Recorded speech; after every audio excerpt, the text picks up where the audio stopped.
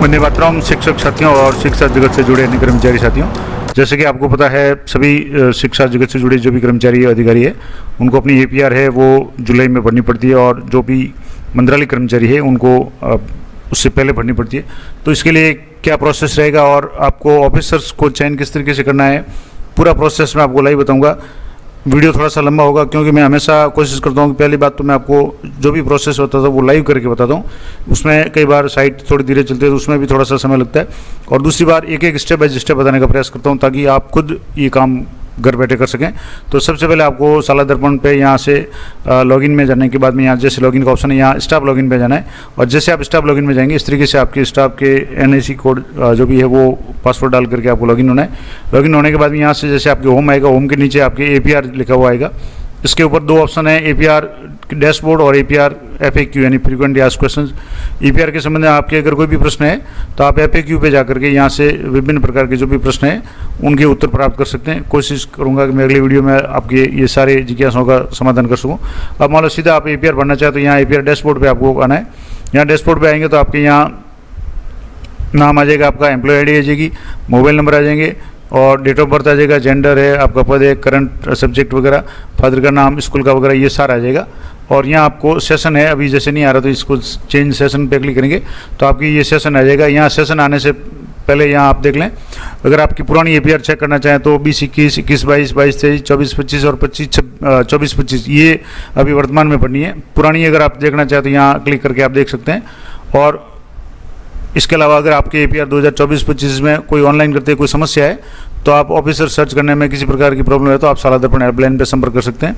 और इसके अलावा एपीआर फिल करने वाले लोक सेवक का नाम, पदस्थापन, इनमें कोई समस्या है, किसी अधिकारी का नाम नहीं आ रहा है या स्टाफ का नाम नहीं आ रहा है या कोई समस्या, तो आप ये जो भी साला दर्पण हेल्पलाइन है उस पर आप संपर्क कर सकते हैं।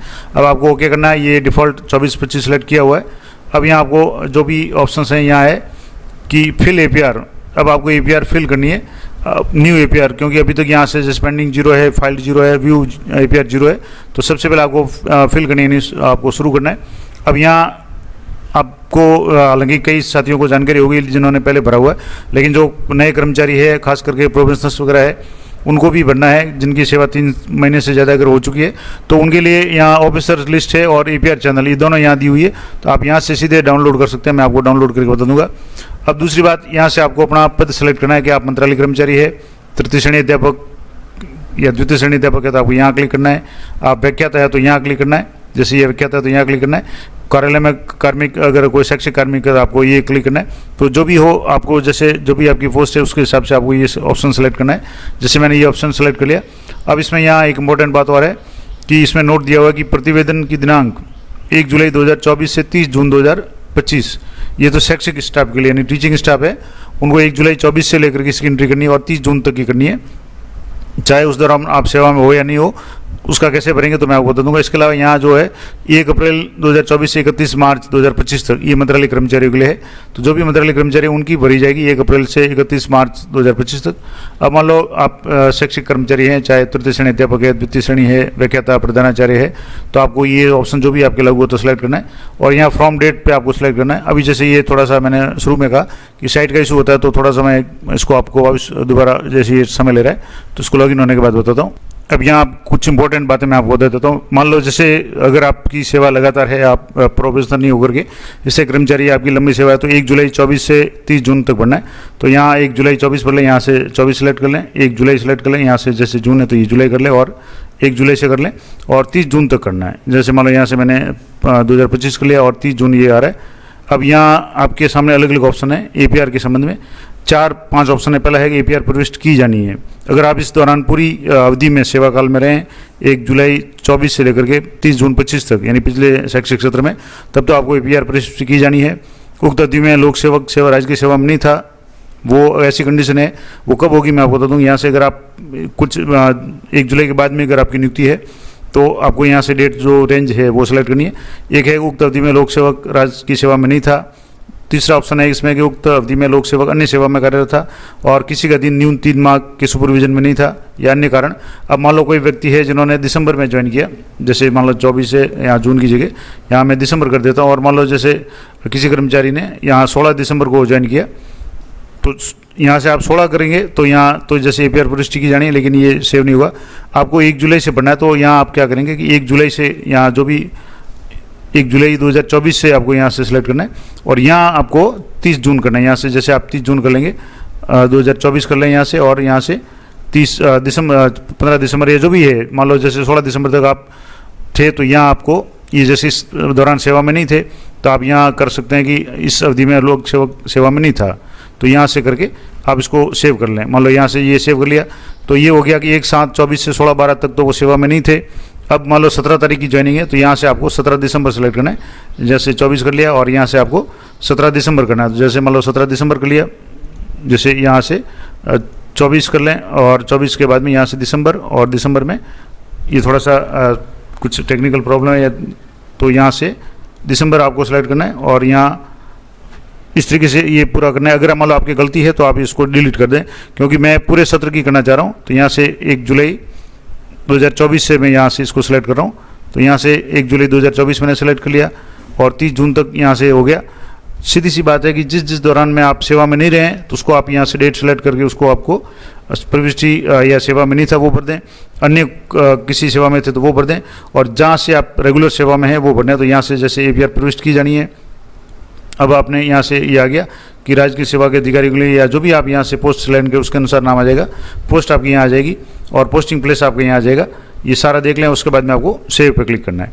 अब सेव पे क्लिक करने के बाद में आपका यहाँ आ गया कि APR प्रविष्ट की जानी है 1/7/2024 से लेकर के 30 जून 2025 तक। अब यहाँ आपको क्रिएट APR एप्लीकेशन पे इस पर क्लिक करना है, तो आपकी APR एप्लीकेशन है वो क्रिएट होगी। ये आ गया APR application created successfully, now please fill reporting and submit APR। यानी पहले आपको रिपोर्टिंग ऑफिसर्स चयन करना है, उसके बाद में आपको APR अपनी APR वो फाइल करनी है। अब चूज ऑफिसर्स में जाएंगे, तो चूज ऑफिसर्स के लिए मैंने यहाँ आपको बताया कि यहाँ आपके सामने लिस्ट है वो शो हो जाएगी। यहाँ से आप लिस्ट डाउनलोड कर सकते हैं। उससे पहले आपको एक तो लिस्ट में आपको बता दूँ, यहाँ से ये पूरी लिस्ट है, आप अपने स्टाफ लॉगिन में डाउनलोड कर सकते हैं। तो यहाँ से जैसे जो भी लिस्ट है आप जिस मंडल में है उस मंडल से कि वाइज अजमेर, बीकानेर, भरतपुर, चूरू, उदयपुर, पाली, सारे मंडलों की लिस्ट दी हुई है। इसके अलावा स्टेट लेवल पे निदेशालय के जो भी है डायरेक्टर महोदय, उनका भी यहाँ स्टाफ ID दी हुई है, और बाकी संभाग वाइज आपके यहाँ इस तरीके से ये लिस्ट दी हुई है। तो आप इनके मोबाइल नंबर से स्टाफ ID से आप सेलेक्ट कर सकते हैं। यहाँ एक बात ये ध्यान रखनी है कि अगर कोई कार्मिक रिटायर्ड है तो उनके लिए मैं आपको ये बता दूँ क्या करना है। तो ये हो गया। अब इसके बाद में सबसे इंपॉर्टेंट बात कि आपके रिपोर्टिंग ऑफिसर कौन होंगे, रिव्यूइंग कौन होंगे, और एक्सेप्टिंग कौन होंगे। तो अगर आप राजकीय माध्यमिक या उच्च माध्यमिक विद्यालय यानी 10वीं और 12वीं तक जो भी विद्यालय है, वहाँ पे अगर तृतीय श्रेणी अध्यापक है, लेवल 1-2 हो, या शारीरिक शिक्षक 3rd ग्रेड है, या पुस्तकालय अध्यक्ष है तृतीय श्रेणी के, या कनिष्ठ सहायक है यानी LDC है, या प्रयोगशाला सहायक है, तो आपको रिपोर्टिंग ऑफिसर है संस्था प्रधान को भरना है, यानी आपके जो भी संस्था प्रधान होंगे वो। उसके बाद में समीक्षक ऑफिसर, रिव्यूइंग ऑफिसर आपके CBO होंगे, और उसके बाद में स्वीकारकर्ता अधिकारी आपके जिला शिक्षा अधिकारी मुख्यालय होंगे। इस तरीके से राजकीय प्राथमिक और उच्च प्राथमिक विद्यालय यानी जो मिडिल स्कूल वगैरह है वहाँ, यानी PO अधीनस्थ क्षेत्र में अगर कोई अध्यापक लेवल 1-2 है और प्रबोधक, क्योंकि 3 ही होंगे, वरिष्ठ अध्यापक होंगे वो संस्था प्रधान होंगे तो उनका अलग होगा। तो ये जो है ग्रामीण क्षेत्र में, तो आपके PO जो होंगे वो रिपोर्टिंग ऑफिसर होंगे। उसके बाद में रिव्यूइंग में CBO, और एक्सेप्टिंग में आपको मुख्य जिला शिक्षा अधिकारी प्रारंभिक यानी DO एलिमेंट्री आपको सेलेक्ट करना है। इस तरीके से राजकीय उच्च प्राथमिक विद्यालय में कार्यरत समस्त शारीरिक शिक्षक ग्रेड 3 ग्रामीण क्षेत्र में उच्च प्राथमिक विद्यालय में अगर PTE कोई है तो उनके लिए PO, CBO और जिला शिक्षा अधिकारी मुख्यालय। यहाँ थोड़ा ध्यान रखना है कि यहाँ जिला शिक्षा अधिकारी माध्यमिक आपको करना है, जबकि अन्य जो भी है उनके लिए प्रारंभिक होगा। लेकिन मिडिल स्कूल में अगर कोई शारीरिक शिक्षक है तो उनके लिए DO माध्यमिक करना है। इसके अलावा ग्राम प्राथमिक और उच्च प्राथमिक विद्यालय अगर शहरी क्षेत्र में है, लेवल 1-2 के जो भी अध्यापक है, तो उनके लिए शहरी जो UCO है वो, फिर CBO, उसके बाद में जिला शिक्षा अधिकारी प्रारंभिक। इस तरीके से राजकीय उच्च प्राथमिक विद्यालय में कार्यरत समस्त शारीरिक शिक्षक है शहरी क्षेत्र के, तो उनके लिए UCO, फिर CBO, उसके बाद में DO माध्यमिक। तो शारीरिक शिक्षक है उनके लिए DO माध्यमिक होगा, बाकी जो भी शिक्षक 3rd ग्रेड है उनके लिए DO एलिमेंट्री होंगे। ये थोड़ा सा अंतर है। इसके अलावा राजकीय उच्च प्राथमिक विद्यालय में कार्यरत समस्त वरिष्ठ अध्यापक, खास करके जैसे मिडिल HM वगैरह है, तो उनके लिए PO होगा, फिर उसके बाद में CBO, उसके बाद में ज्वाइंट डायरेक्टर, क्योंकि वरिष्ठ अध्यापक है। उसके बाद में राजकीय उच्च प्राथमिक विद्यालय में कार्यरत वरिष्ठ अध्यापक शहरी क्षेत्र में कोई है तो उनके लिए भी UCO, उसके बाद में CBO, उसके बाद में संभागीय निदेशक जो भी है यानी ज्वाइंट डायरेक्टर जो भी है। इसके अलावा राजकीय माध्यमिक उच्च माध्यमिक विद्यालय में समस्त वरिष्ठ अध्यापक है, सीनियर सेकेंडरी में शारीरिक शिक्षक ग्रेड सेकंड है, पुस्तकालय अध्यक्ष है, वरिष्ठ सहायक है यानी यूडीसी है, प्रशासनिक अधिकारी वगैरह है, तो उनके लिए पहले संस्था प्रधान, उसके बाद में सीबीओ, उसके बाद में संयुक्त निदेशक यानी जॉइंट डायरेक्टर। और इस तरीके से राजकीय उच्च माध्यमिक विद्यालय में कार्यरत समस्त व्याख्याता यानी जो भी व्याख्याता है, शारीरिक शिक्षक ग्रेड प्रथम वो भी व्याख्याता की श्रेणी में, और पुस्तकालय अध्यक्ष प्रथम जो ग्रेड है, ये सारे अगर गेजेटेड है तो उनके लिए संस्था प्रधान, उसके बाद में सीबीओ और उसके बाद में डायरेक्टर महोदय। उस तरीके से राजकीय उच्च माध्यमिक विद्यालय में कार्यरत समस्त प्रशासनिक अधिकारी, उनके लिए भी संस्था प्रधान, सीबीओ और डायरेक्टर। फिर उसके बाद में राजकीय उच्च माध्यमिक विद्यालय में जो भी प्रधानाचार्य है, प्रिंसिपल्स है, उनके लिए सीबीओ, फिर मुख्य जिला शिक्षा अधिकारी यानी सीडीओ, और उसके बाद में डायरेक्टर महोदय। उसी तरीके से राजकीय उच्च माध्यमिक विद्यालय में कार्यरत उप प्राचार्य, वाइस प्रिंसिपल है, तो उनके लिए एक्सेप्टिंग जो रिपोर्टिंग ऑफिसर प्राचार्य होंगे, उसके बाद में रिव्यूइंग सीबीओ, उसके बाद में डायरेक्टर महोदय। इस तरीके से उच्च माध्यमिक विद्यालय में कोई बेसिक कंप्यूटर निर्देशक है, बीसी है, तो उनके लिए प्रधानाचार्य, फिर सीबीओ और फिर जिला शिक्षा अधिकारी माध्यमिक, डीओ माध्यमिक। इसके बाद में उच्च माध्यमिक विद्यालय में वरिष्ठ कंप्यूटर निर्देशक है, उनके लिए प्राचार्य और मुख्य ब्लॉक शिक्षा अधिकारी और संयुक्त निदेशक, क्योंकि वरिष्ठ है तो सेकंड ग्रेड टाइप होंगे तो उनके लिए जेडी होंगे। इस तरीके से महात्मा गांधी राजकीय अंग्रेजी माध्यमिक विद्यालय में कार्यरत पूर्व प्राथमिक विद्यालय अध्यापक कोई है तो उनके लिए प्राचार्य या यूसीओ पीओ जो भी है संबंधित, मुख्य ब्लॉक शिक्षा अधिकारी और जिला शिक्षा अधिकारी माध्यमिक, इनको आपको ये करना है। तो ये तो हो गए आपके जो भी चैनल है, ये चैनल आप जरूर नोट कर लें, यहाँ आपको स्टाफ लॉगिन पे मिल जाएंगे। उसके बाद में आपको मैं टेलीग्राम चैनल पे दे दूँगा, वहाँ से भी आप देख सकते हैं। उसके बाद में आपको यहाँ से एक एक ऑफिसर को सिलेक्ट करना है।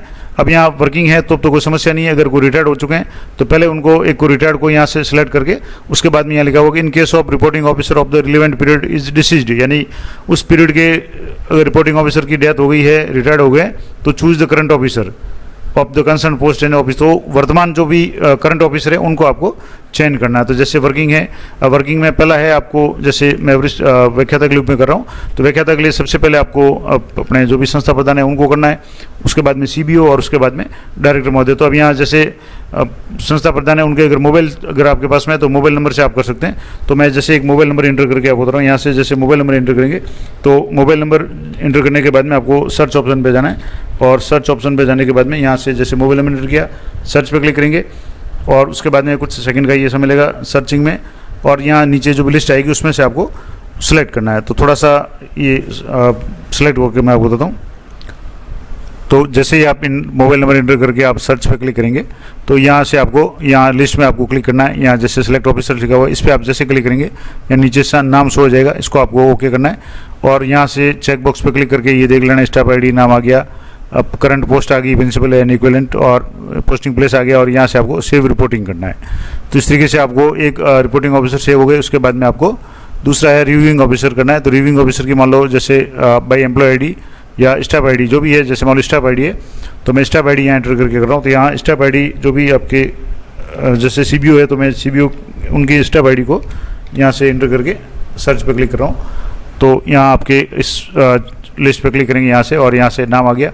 अब यहाँ वापस इनको आपको यहाँ से क्लिक करके सेव ऑफिस रिव्यूइंग ऑफिसर कर लें, ये सेव हो गए। अब इसके बाद में तीसरे नंबर पे आपको एक्सेप्टिंग ऑफिसर पढ़ना है। तो इनका भी जैसे यहाँ स्टाफ आईडी है, स्टाफ आईडी से अगर मान लो यहाँ से करना चाहें तो यहाँ से स्टाफ आईडी जो भी है वो आप यहाँ एंटर करेंगे और यहाँ सर्च पे क्लिक करेंगे। सर्च पे क्लिक करने के बाद यहाँ जो नीचे ये लिस्ट आ रही है, अब इसमें आपको यहाँ क्लिक करना है। तो यहाँ नाम आ जाएगा, यहाँ से नाम मैंने सेव कर लिया, सेव एक्सेप्टिंग ऑफिसर, यहाँ आपके आ गया एक्सेप्टिंग ऑफिसर सेव सक्सेसफुली। अब यहाँ आपके तीनों ऑफिसर सेव हो गए, रिपोर्टिंग, रिव्यूइंग और एक्सेप्टिंग। आपको क्लोज पे क्लिक करना है और अब यहाँ आपको चूज ऑफिसर हो गया। नीचे तीन ऑप्शंस हैं, डिलीट ऑफिसर्स। अगर आप ऑफिसर देख लें कहीं कोई ऑफिसर गलत सेलेक्ट हुआ तो आप यहाँ से डिलीट ऑफिसर कर सकते हैं। अगर यहाँ अगर ऊपर आपके कहीं गलती हो गई है तो आप डिलीट एंटायर एप्लीकेशन यानी एप्लीकेशन को डिलीट कर सकते हैं। अब कई लोग क्या करते हैं, यहाँ सीधा लॉग एंड फॉरवर्ड एप्लीकेशन पे करते हैं, तो आपकी जो एप्लीकेशन है वो फॉरवर्ड तो हो जाएगी लेकिन खाली जाएगी, सिर्फ ये ऑफिसर्स के नाम जाएंगे। तो यहाँ आपको अभी कुछ नहीं करना, ये जो चूज ऑफिसर्स आपने कर लिए उसके बाद में आपको फिल एप्लीकेशन, इस पर आपको क्लिक करना है, एक्शन पे। पहले आपको जो भी एप्लीकेशन उसको फिल करना है। आपके जो भी निर्धारित लक्ष्य है, शैक्षिक और उसमें आप उपलब्धि कितनी है, वास्तविक कितनी है, तो ये सारा भर लें। ज़्यादातर लोग जो भी है वो जैसे 100% शैक्षिक भरते हैं और वास्तविक उपलब्धि भी 100% भरते हैं। तो जो भी आपके हो वो आप इस तरीके से भर लें। उसके बाद इसको सेव एज ड्राफ्ट कर लें। उसके बाद में परीक्षा परिणाम है। जैसे मान लो आपकी जो भी क्लास है, अब जैसे मान लो 10वीं क्लास है, 10वीं क्लास में आप कौन सा विषय पढ़ाते हैं, तो जैसे मैंने 12वीं सेलेक्ट कर ली और 12वीं का विषय जैसे मैंने पॉलिटिकल सेलेक्ट कर लिया। अब कुल विद्यार्थी कितने थे, जैसे मान लो 25 विद्यार्थी थे, उत्तीर्ण विद्यार्थी कितने हैं, 25 के 25 उत्तीर्ण हैं, तो यहाँ से मैंने जैसे 25 कर लिया। अब उसके बाद में 60% से अधिक कितने हैं, तो फर्स्ट डिवीज़न वाले जैसे 23 थे, तो ये हो गया। अब यहाँ से आपको सेव पे क्लिक करना है। यहाँ जैसे अभी ये 60 से ज़्यादा है तो यहाँ ये इंटर करके उसके बाद में आपको सेव पे क्लिक करना है, तो ये सेव हो जाएगा। इस तरीके से आप दूसरी क्लास, जैसे मान लो 10वीं क्लास है, अगर आप 10वीं में पढ़ाते हैं, क्योंकि ये बोर्ड क्लास का रहेगा, तो 10वीं में आपके जैसे सब्जेक्ट सोशल साइंस थी, तो मैंने सोशल साइंस कर लिया।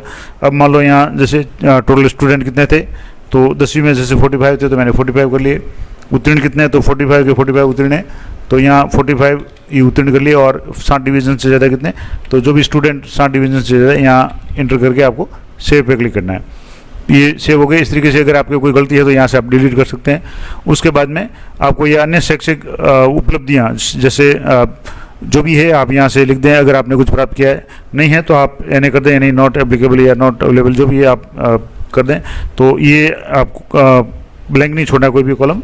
और उसके बाद में प्रशिक्षण आपने प्राप्त किया तो ठीक है, नहीं तो आप इसको भी प्रशिक्षण है वो भी आप यहाँ लिख दें कुछ भी। और उसके बाद में निरीक्षण अधिकारी आपने कोई किया तो वो, और उसके द्वारा प्रतिवेदित अधिकारी द्वारा किए गए विशेष कार्य का संक्षिप्त विवरण। आपने कोई विशेष कार्य किया तो वो आप हिंदी या इंग्लिश में लिख सकते हैं। तो और ये मैं पूरा आपको एक बार पढ़ करके बताता हूँ। तो ये सारा भरेंगे आप, जिसमें इसमें परसेंटेज आपने लिख दिया। और यहाँ उपलब्धियों में आपको कुछ न कुछ लिखना पड़ेगा। अगर उपलब्धियों में कमी है तो कोई कारण लिखना है, नहीं तो आप एन करके इसको सेव एज ड्राफ्ट करेंगे। जब तक इसमें नहीं भरेंगे आपके ये सेव नहीं होगा, तो ये जरूर ध्यान रखें। तो जैसे पहले ये सेव ये मैंने कर लिया, सेव सक्सेसफुली। अब यहाँ नीचे भी आपने क्लासेस भर दी, प्रशिक्षण आपने कोई किया तो ठीक है, नहीं तो आप जो भी प्रशिक्षण अगर एन है तो एन कर लें। उसके बाद में इसको भी सेव करना चाहे तो सेव कर लें, और नहीं तो खाली छोड़ दें। अब यहाँ आपके वर्ष भर के जो भी निरीक्षण के निरीक्षण ये निरीक्षण अधिकारी के लिए, तो सामान्य कर्मचारी के लिए नहीं है। यहाँ प्रतिवेदित अधिकारी द्वारा किए गए कुछ विशेष कार्य जो संक्षिप्त है वो आप लिखना चाहे तो लिख सकते हैं। और यहाँ से आपको सबमिट पे क्लिक करना है। तो ये आ गया, reporting data save successfully under ACR by reporting officer, यानी कार्मिक ने अपनी जो भी डिटेल्स है वो सेव कर ली। अब यहाँ आपको for finish and lock APR click here और your choice will be lock, यानी आप यहाँ क्लिक करेंगे तो आपकी चॉइस लॉक हो जाएगी। और उससे पहले आप यहाँ देख लें कि please make sure that information और data complete APR period is filled, यानी सही APR समय भरा गया है। एक बार आप एप्लीकेशन फॉरवर्ड कर देते हैं तो नेक्स्ट लेवल पे उसमें फिर चेंज नहीं कर पाएंगे। ओके करके आपको इसको फॉरवर्ड करना है। तो यहाँ से कुछ सेकंड का आपको समय लेगा। और उसके बाद में ये अगले स्टेप में आपको यहाँ से जैसे एक बार यहाँ से देख लें, ये आपकी सबमिट होगी। आप इसको आपको प्रीव्यू कर सकते हैं, यानी आपने जो भरा है उसको आप देखना चाहें तो देख सकते हैं। यहाँ से जैसे प्रीव्यू पे क्लिक करेंगे तो आपने जो भी डिटेल्स भरी है वो आप यहाँ देख सकते हैं। यहाँ से जैसे जो भी प्रीव्यू है, यहाँ प्रीव्यू भी थोड़ा सा समय ले रहा है, तो प्रीव्यू पे आप जा करके ये सारा देख लें। उसके बाद में यहाँ नीचे ऑप्शंस हैं, अभी भी आपके पास ऑप्शंस हैं। अगर ऑफिसर्स गलत भरें डिलीट कर सकते हैं। एप्लीकेशन अगर गलत भरी है, कहीं भी कुछ भी गड़बड़ है तो आप डिलीट एप्लीकेशन पे कर सकते हैं। और नहीं तो आपको फॉरवर्ड एंड लॉक एप्लीकेशन पे क्लिक करना है। कई साथी है यहाँ आकर के छोड़ देते हैं, प्रीव्यू देख लेते हैं और फॉर्म भर गया, लेकिन ये फॉर्म भरा या लॉक नहीं हुआ है। और लॉक होने के बाद भी आपको फॉरवर्ड करना है। जब तक आप इसको फॉरवर्ड नहीं करेंगे आपके रिपोर्टिंग ऑफिसर के पास में वो नहीं जाएगा और आपका यहीं पेंडिंग पड़ा रहेगा। तो मैं यहाँ से लॉक एंड फॉरवर्ड पे क्लिक कर रहा हूँ। तो are you sure want to lock the entire application, आपको ओके पे क्लिक करना है और इसको आपको लॉक करना है। प्रीव्यू देखना चाहे तो बाद में भी देख सकते हैं।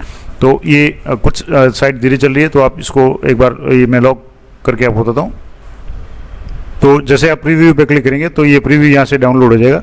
यहाँ से इस तरीके से आप वार्षिक कार्य मूल्यांकन 24-25 ये आप इस तरीके से ये जो भी आपने भरा है वो सारा यहाँ शो हो जाएगा। अब ये प्रीव्यू करने के बाद में अब आपको ये इंपॉर्टेंट काम, सबसे इम्पोर्टेंट काम करना है, लॉग एंड फॉरवर्ड एप्लीकेशन। जब तक आप लॉग एंड फॉरवर्ड नहीं करेंगे ये आगे शो नहीं होगी रिपोर्टिंग ऑफिसर पे। तो यहाँ आर यू श्योर ओके पे आपको क्लिक करना है और यहाँ आपके please ensure that the application has been verified. तो जो भी आप कर रहे हैं ये वेरीफाइड होगी। और यहाँ से अगर चिकित्सा रिपोर्ट करना चाहे तो यस करें, अन्यथा नो। और इसको सेव मेडिकल करके यहाँ से आपको ओके करना है। अब आपको सेंड OTP पे क्लिक करना है। तो आपके मोबाइल जो भी साला दर्पण से जुड़ा मोबाइल है उस पर OTP आएगा और OTP को आपको एंटर करना है। OTP को एंटर करने के बाद ही आपकी जो APR है वो फॉरवर्ड होकर के जाएगी। अगर आप OTP इंटर करके इसको कंफर्म नहीं करते हैं तब तक आपकी APR है वो पेंडिंग ही मानी जाएगी, यानी आपके लेवल पे ही मानी जाएगी, रिपोर्टिंग ऑफिसर तक पहुंचेगी नहीं, तो ये आपका काम अधूरा रहेगा। तो सबसे पहले आपको OTP इंटर करके इसको फॉरवर्ड करना है। आप OTP नहीं आता तो आप दोबारा ट्राई कर सकते हैं, कई बार OTP में थोड़ा सा इशू होता है, तो मैं OTP इंटर करके बताता हूँ। तो OTP आने के बाद में कन्फर्म OTP पे आपको क्लिक करना है, OTP इंटर कर लें। कन्फर्म OTP पे आप जैसे क्लिक करेंगे ये आपका सेव हो जाएगा, और सेव होने के बाद में इसको आप डाउनलोड भी कर पाएंगे, या स्टेटस में जाकर कैसे चेक करेंगे किस लेवल पे पहुंच गई वो भी आपको पता चल जाएगा। तो OTP कंफर्म होने के बाद आपको बताता हूँ। अब OTP इंटर करने के बाद में ये आपकी सबमिट हो गई है। सबमिट होने के बाद में आप यहाँ से इसको डाउनलोड कर सकते हैं। एक्शन में जाकर के आप यहाँ से देख सकते हैं, ये थोड़ी सी वापस साइट का इशू है, तो एक्शन में जाकर के आप देख सकते हैं कि आपकी ये सबमिट हो चुकी है। अब आपको तो अगर दोबारा देखना चाहे तो मैं आपको बताता हूँ कैसे देखें। तो यहाँ देखेंगे तो ये ऑलरेडी सबमिटेड ये आ गया, आपका टाइम आ गया, 4 तारीख को सबमिट कर दी है। और यहाँ से डाउनलोड करना चाहें तो इसको मैंने अभी आपको बताया, इस तरीके से आप डाउनलोड करके इसको देख सकते हैं। तो ये पूरी आपको मैंने बता दिया किस तरीके से आप ये करेंगे। तो ये थोड़ा सा आज साइट का इशू है, लेकिन पूरा डिटेल में मैंने बता दिया। आशा करता हूँ ये जानकारी आपके लिए उपयोगी रहेगी। मिलते हैं नेक्स्ट वीडियो में, तब तक जय हिंद, जय भारत।